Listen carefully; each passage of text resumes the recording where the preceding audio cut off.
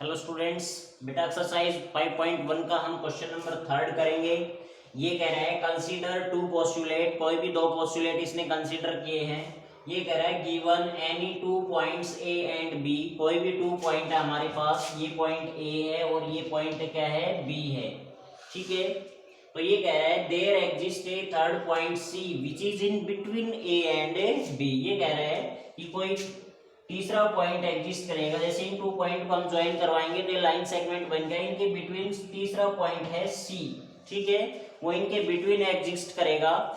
Second postulate there exist at least 3 point that are not on the same line. ये कह रहा है यहाँ पे 3 पॉइंट भी एग्जिस्ट कर सकते हैं। जैसे सेकंड पोस्टुलेट में कह रहा है हमारे पास कोई 3 पॉइंट है, जैसे मैंने ये ए पॉइंट ले लिया, ये क्या ले लिया, बी पॉइंट ले लिया। 2 पॉइंट तो ये हो गए, लेकिन तीसरा पॉइंट भी एग्जिस्ट कर रहा है, लेकिन वो इस लाइन के ऊपर नहीं है। तो वो कहाँ पे है, जैसे यहाँ पे ले लिया। अब की बार तीसरा पॉइंट क्या है, सी। ठीक है, ये कह रहा है ना, तो इसमें क्या है, ये दोनों पोस्टुलेट हमें कंसिडर करने हैं, हमने पढ़ लिए हैं, तो इन्हीं पे बेस्ड क्वेश्चन के आंसर देने हैं। ये कह रहा है do these postulates contain undefined terms. ठीक है, इन दोनों पोस्टुलेट्स के अंदर क्या कुछ अनडिफाइंड टर्म्स हैं जिसे स्टूडेंट है वो डिफाइन नहीं कर सकते हैं। ठीक है, तो यस, इसका आंसर हम दे देंगे yes, there are some undefined terms.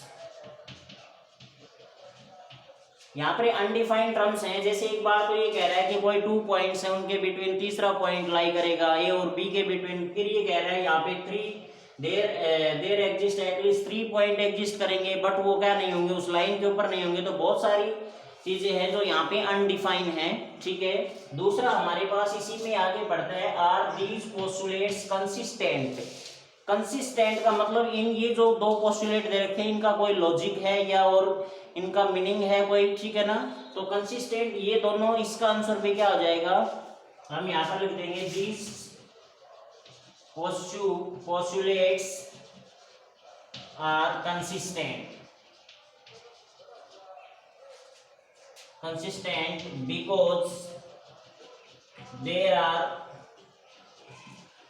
2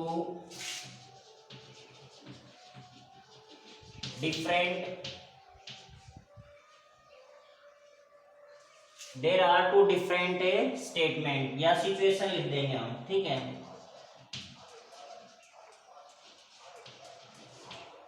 there are 2 different situations. ठीक है ना। अब तीसरा जो है ये कह रहा है do they follow Euclid postulate. हमने यूक्लिड के पोस्टुलेट आपको बताए थे, क्या ये दोनों जो पोस्टुलेट हैं उनको फॉलो कर रहे हैं? नहीं, कोई भी ये दोनों जो पोस्टुलेट यहाँ पे कंसीडर किए गए हैं ये कोई भी उसको फॉलो नहीं करते। तो यहाँ पर लिख देंगे these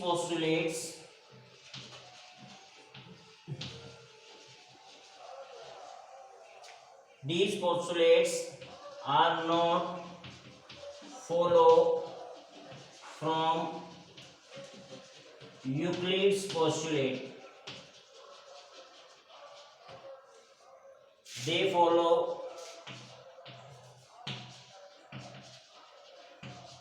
from Euclid's axiom, which are a unique line which is a unique line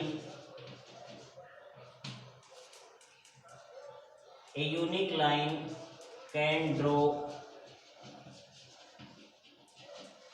through two distinct points.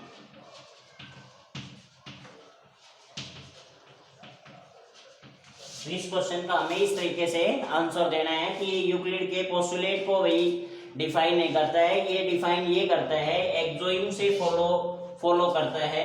ठीक है, कि भाई कोई भी हमारे पास 2 डिस्टिंक्ट पॉइंट है, उनसे हम एक सिंगल लाइन है वो ड्रॉ कर सकते हैं, एक यूनिक लाइन है उसको हम ड्रॉ कर सकते हैं। तो ये क्वेश्चन नंबर हमारा क्या था भाई, 3rd क्वेश्चन था। ठीक है, 4th क्वेश्चन देखिएगा क्वेश्चन नंबर जो 4 है, 4th क्वेश्चन में कह रहा है if point C lies between 2 points A and B. हमारे पास ये कह रहा है जैसे मैंने ये कह दिया ये कोई 2 पॉइंट है, ये पॉइंट ए है और ये क्या है बी पॉइंट है, ठीक है। इसके बिटवीन क्या लाई करता है भाई, कोई सी पॉइंट लाई करता है, यहाँ पे क्या है सी पॉइंट है, ठीक है। हमें गिवन है ए सी और बी सी दोनों इक्वल है, मीन सी क्या है मिड पॉइंट है, ठीक है। तो हम यहाँ पे क्या कह सकते हैं, हमें प्रूव करना है A C is equal to half of A B, ठीक है। तो हम यहाँ पर कैसे करेंगे सॉल्यूशन के अंदर, we have point C lies between A and B, A और बी के बीच में सी जो पॉइंट है वो लाई करता है, और क्या गिवन था ए सी इज इक्वल टू क्या है बी सी, हमारे पास क्या है भाई गिवन है, ये ऑलरेडी गिवन है। हमें क्या करना है, ये लेफ्ट साइड ये राइट साइड, ठीक है, दोनों तरफ में ए सी दोबारा से ऐड कर दो, add A C both side में ए सी ऐड कर दो, इधर भी ए सी प्लस ए सी और उधर क्या होगा भाई ए सी प्लस बी सी, दोनों तरफ हम सेम चीज ऐड कर सकते हैं। ये तो क्या होगा भाई ट्वाइस ऑफ ए सी और वो क्या हमारे पास A C plus B C, A C plus B C क्या हो जाएगी पूरी लेंथ ए बी हो जाएगी is equal to A B, ये 2 है, इधर मल्टीप्लाई में मैं इसको इधर ले जाऊंगा तो डिवाइड में, तो ए सी इज इक्वल टू 1/2 क्या आ गया भाई हमारे पास है ए बी। हमें यही चीज क्या करनी थी प्रूव करनी थी, तो हम यहाँ पर लिख देंगे हैंस प्रूव्ड, ठीक है। नेक्स्ट क्वेश्चन देखिएगा, question number 5।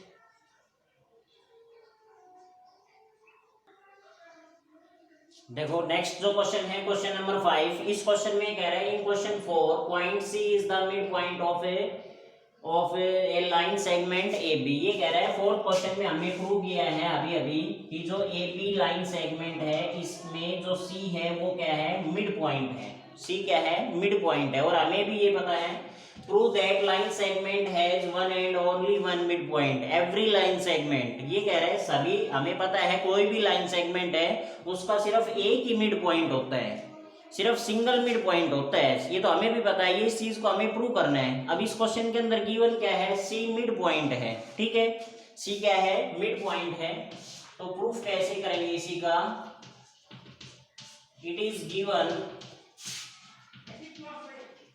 That C is the mid point of AB, भाई ये हमें पता है C मिड पॉइंट है, मिड पॉइंट है तो AC और BC दोनों क्या मिलेंगी equal, AC is equal to BC, ये मैंने इक्वेशन क्या बना दी भाई फर्स्ट।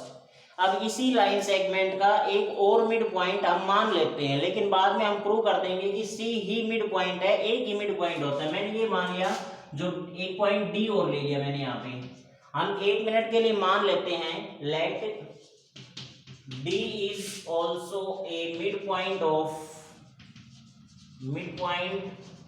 ए बी, अगर D मिड पॉइंट है ए बी का तो AD और BC इक्वल होने चाहिए, AD इज इक्वल टू क्या हो जाएगा हमारे पास है BD, ये इक्वेशन मैंने क्या बना दी, ठीक है। अब सब्ट्रैक्ट कर दो, सब्ट्रैक्ट सेकेंड फ्रॉम फर्स्ट, ठीक है भाई, सेकेंड को सब्ट्रैक्ट करना है, लेफ्ट में से लेफ्ट AC माइनस AD और ये क्या है भाई BC माइनस BD।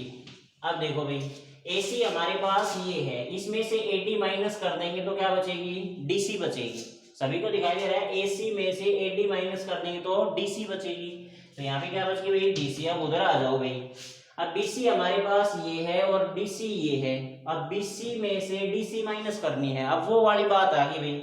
अब मैं ये कहूँ कि 1 में से 2 माइनस करना है, अब 1 में से 2 माइनस करना है तो -1 बचेगा या नहीं बचेगा, तो अब यहाँ पे यही कह रहा है ये जो BC लेंथ है इसमें से BD माइनस करनी है तो माइनस की बचेगी, तो क्या बचेगी हमारे पास है -DC बचेगी, -DC।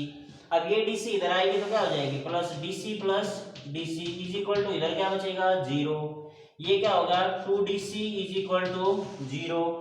अब ये 2 इधर किस में जाएगा डिवाइड में, तो DC इज इक्वल टू क्या आ गया हमारे पास 0, मीन्स ये जो डिस्टेंस दिखाई दे रही है ना बिटवीन D एंड C ये क्या है 0 है, मीन्स ये कोई डिस्टेंस ही नहीं है, इसका मतलब क्या हुआ पॉइंट D और C है वो कौन साइड कर रहे हैं, point D and C coincide each other.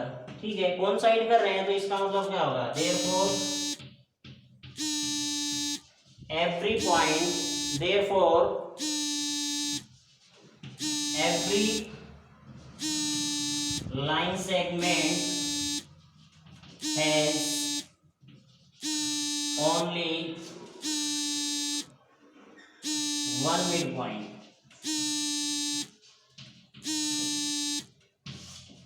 ये जो क्वेश्चन है ये आपका 5th क्वेश्चन था। ठीक है, नेक्स्ट क्वेश्चन देखिएगा।